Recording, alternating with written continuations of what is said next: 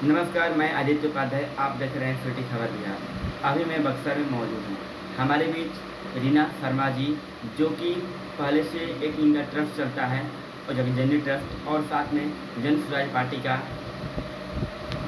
अनुमंडल अध्यक्ष हैं। और आइए मैं जानते हैं कि इनके जो ये अपनी जगजननी जो ट्रस्ट चलाती है, इनका मकसद क्या था, इनके पहले क्या करती थी, और जगजननी ट्रस्ट का उद्देश्य क्या था चलाने का, और क्या महिलाओं को क्या करती है, महिलाओं एक ये महिला नेत्री है और महिलाओं के बारे में क्या बोलना चाहती है। आइए मैं इनसे जानते हैं। स्वागत करते हैं आप चैनल पर आपको। नमस्कार। आपका चैनल परिचय का क्या होगा? धन्यवाद।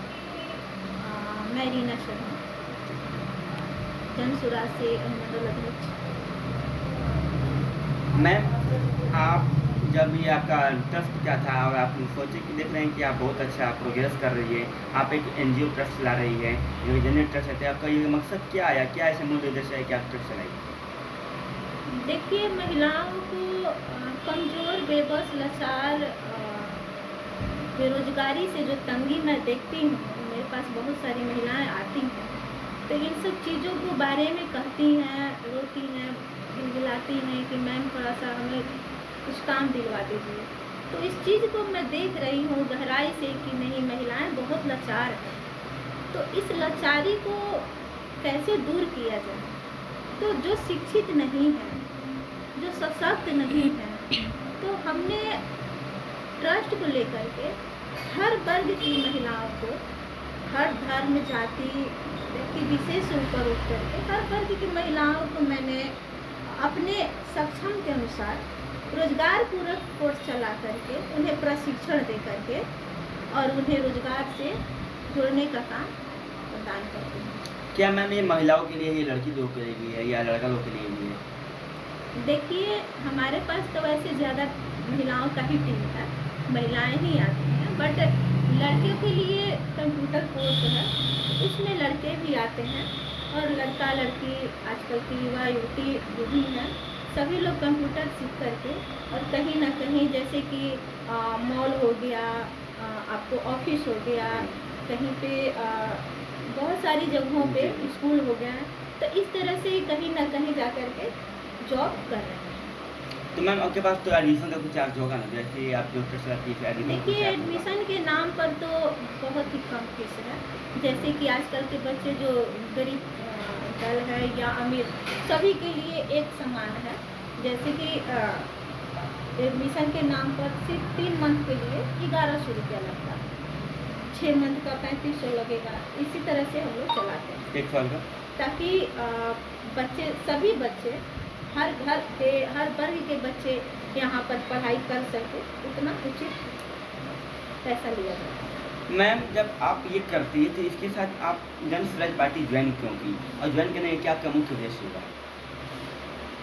देखिए, जन स्वराज पार्टी का मुख्य उद्देश्य तो जुड़ने का मेरा है कि प्रशांत जी का जो सोच है, उस सोच को मैं देख कर के जुड़ी हूँ। उनकी सोच बहुत अच्छी है। किसी के बच्चों को, किसी के घर परिवार को देखना और गहराई से सोचना कि हाँ, उनकी कमियां क्या हैं, इस चीज़ को प्रशांत किशोर जी ने सोचा और इसको लाने का सपना या लाने का प्रयास हम लोग कर रहे हैं। तो इस चीज़ को मैंने देखा कि उनकी सोच बहुत अच्छी है, तो इस संगठन से जुड़ने का मेरा मकसद बस यही था। मैम 11 तारीख को जो रैली हुआ था पटना में, गांधी मैदान में, तो उस रैली को अन्य पार्टी के द्वारा बताया गया कि जो रैली फ्लॉप हो गया था, इसको क्या कहना चाहती है? देखिए, पहले तो मैं बोल रही हूँ कि फ्लॉप तो हुआ ही नहीं, लेकिन जो बोल रहे हैं वो पार्टी कहीं ना कहीं हम लोगों से मतलब अलग, जैसे जो अलग पार्टियां, अलग दल किसी के लिए कुछ भी बोल सकते हैं, इस तरह से वो भी लोग बोल रहे हैं, बोलने का काम है। अच्छा मैम बताइए, अगर उस रैली में यदि प्रशासन का व्यवस्था सही था या नहीं था, पर अगर मेरिन ड्राइव में कितनी गाड़ियाँ जाम लगी हुई थी, मेरिन ड्राइव में गाड़ियों को रोका गया था, अगर उस गाड़ी को ना रोका जाता तो क्या लगता कि गांधी मैदान में कितनी जनसंख्या रहती?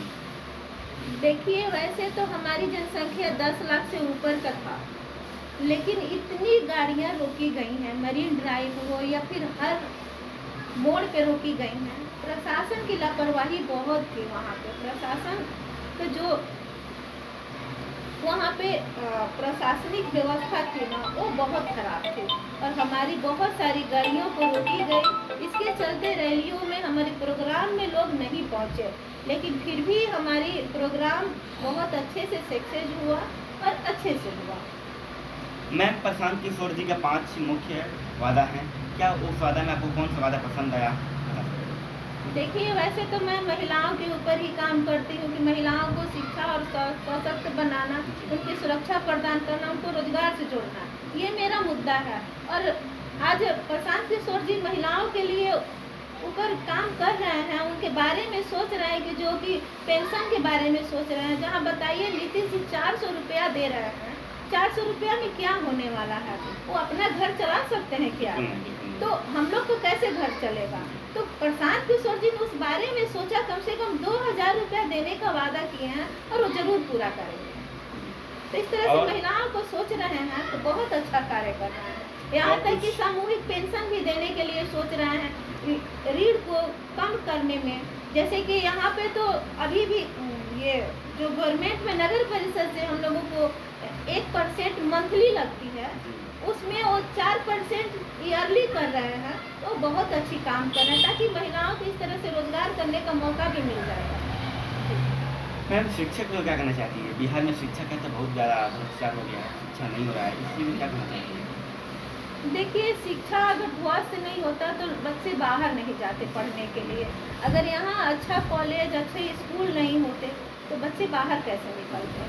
और जो बच्चे यहाँ पढ़ रहे हैं, जो 10th तक की भी पढ़ाई कर रहे हैं, तो भी गवर्नमेंट स्कूल को छोड़ करके प्राइवेटों में पढ़ा जा रहा है, क्योंकि प्राइवेट में अच्छी शिक्षा व्यवस्था है और गवर्नमेंट में अच्छी व्यवस्था रहती तो इतने लोगों प्राइवेट स्कूल का इतना बड़ा जो चीज़ हो रही है वो नहीं होती। मैम, बिहार के मजदूरी अन्य राज्य में जाते हैं कमाने के लिए, 10-15 हज़ार के लिए, 20 हज़ार के लिए। वहाँ का लोगों ने बिहारी बोल के उनको गाली देते हैं, क्या ये अच्छा लगता है? ये नहीं। आपको हम गाली देंगे तो आपको अच्छा लगेगा?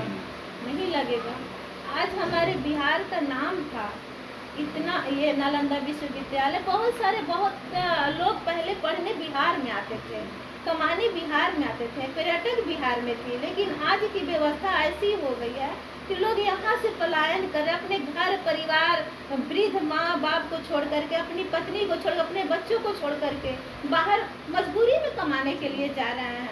उनको त्यौहार जो नहीं मिल रहा है देखने के लिए, कोई खुशियाँ नहीं है क्योंकि बेरोजगारी है, पैसा कमाने के लिए बाहर जाना पड़ रहा है ताकि अपने और अपने बच्चों का पेट पाल सकें।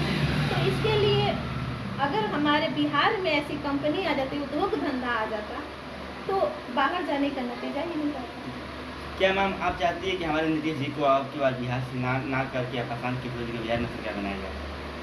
जी जरूर, क्योंकि नीतीश जी काम करने लायक है कहाँ? उनकी तो माइंड खुद खराब हो चुकी है, कहाँ पे काम कर रहे हैं? सब उनके अधिकारी अपने से काम कर रहे हैं और ये जो भ्रष्टाचार जो फैला हुआ है, शिक्षा ध्वस्त है, ये जो स्वास्थ्य विभाग है, जैसे कि आज तक एक बीपीएससी उस तरह का मुद्दा उठा, कितने युवक पिटाए। बीटीएससी है, आज तक से उनको भी नहीं भरपाई हुआ। बीटीएससी 2-2.5 साल 3 साल हो गया, उसमें मैं भी थी, जो कि अपने बच्ची का मतलब जो हम शादी फिक्स किए थे, उसमें मैं एग्ज़ाम देने के लिए गई थी। उस एग्ज़ाम को भी मैं क्लियर कर ली, ज्वाइनिंग लेटर सिर्फ आने वाला था, लेकिन फिर भी आज तक बीटीएससी लटका हुआ है। तो बताइए, इस तरह की जो रहेगी तो सिर्फ तो ये अफवाहें उड़ा रहे हैं, वैकेंसियाँ निकल रही हैं, लेकिन सीट तो दे नहीं रहे हैं, वैकेंसी कोई भर्ती हो नहीं रही है। तो इस तरह से हम जो आजकल के युवा युवती हैं वो परेशान हैं। नीतीश कुमार जी जब बक्सर में आए हुए थे, कि बक्सर के पहले देखती थी बहुत सारे रोड टूटे फूटे पड़े थे। जब वो बक्सर में आना शुरू किए तो उसके 10-15 दिन पहले सारे रोड को पॉलिश मार दिया गया। रोड तो बनाया तो गया नहीं है, सारे रोड पर सीमेंट बालू गिरा करके। क्या ये अच्छी है ये जरूरत? अब बीमार आदमी को किसी को चकाचक कपड़ा पहना देना, ये चीज़ें ही तो हो रही हैं। जब प्रगति यात्रा निकाल रहे हैं तो सोचिए कि यहाँ पर लाचार बेबस बीमार आदमी पड़ा हुआ है, उसको एक दिन के लिए चकाचक कपड़ा पहना दिया गया। फिर वही तो हाल है, आकर के फिर से नीतीश जी देखे, फिर वही हाल है। तो इसके पहले जब नीतीश जी जब बिहार में नहीं आए थे, या नीतीश जी जब बक्सर में नहीं आए थे, तो इनके बक्सर के पहले सारे रोड टूटे फूटे पड़े थे। और जैसे बक्सर में आए 10 से 15 दिन पहले सारे रोड को एकदम कर दिया गया। फिर देख रही है, जाके देखिए हर जगह फिर रोड टूटा फूटा हुआ है। फिर वही हाल है। तो इस पर क्या बोलना चाहती है? प्रशांत किशोर जी की सरकार बनती है, जी। तो क्या रोडों का भी सुधार किया जाएगा? देखिए, ये जो व्यवस्था होती है, मान लीजिए ठीक है, चकाचक व्यवस्था हो गई, हर चीज सुविधाएं ठीक हो गई, लेकिन ये हमेशा के लिए रहे तो ना। तो हमेशा के लिए रहने के लिए हमारे प्रशांत किशोर जी को लाना बहुत जरूरी है, क्योंकि उनकी सोच अच्छी है तो काम भी अच्छा करेंगे। क्या मैम लगता है कि हमारे बिहार में प्रशांत किशोर की सरकार बननी है? जरूर बननी कितनी है। गारंटी है मैम? हमारे तो 100% गारंटी है, क्योंकि जिस विचारधारा से वो चल रहा है और जिस तरह से हम लोग संगठन में काम कर रहे हैं, हर गांव डोर टू डोर हमारे जो संगठन के अधिकारी हैं सभी लोग हम लोग जाते हैं, और वहाँ मतलब हर गांव में पंचायत लेवल से लेकर वार्ड से लेकर के हर लोग जन सुराज को अब जानने लगे हैं, पहचानने लगे, और उनकी सोच पर तारीफें कर रहे हैं। तो बनना तो जरूरी है। जैसे मैम ने बताई कि अब की बार बिहार में सरकार बननी चाहिए, प्रशांत किशोर की सरकार बननी चाहिए। मैम 101% गारंटी के साथ बोल रही, 100% गारंटी के साथ बोली कि सरकार बननी चाहिए। अब की बार नीतीश जी को बिहार से रिमूव किया जाए। और आप लोग क्या बोलते हैं कमेंट में जरूर बताइएगा। क्या मैम को आपको आवाज़ों से क्या आपको अच्छा लगा, क्या सोच है मैम के, आप जरूर कमेंट बताइएगा। धन्यवाद।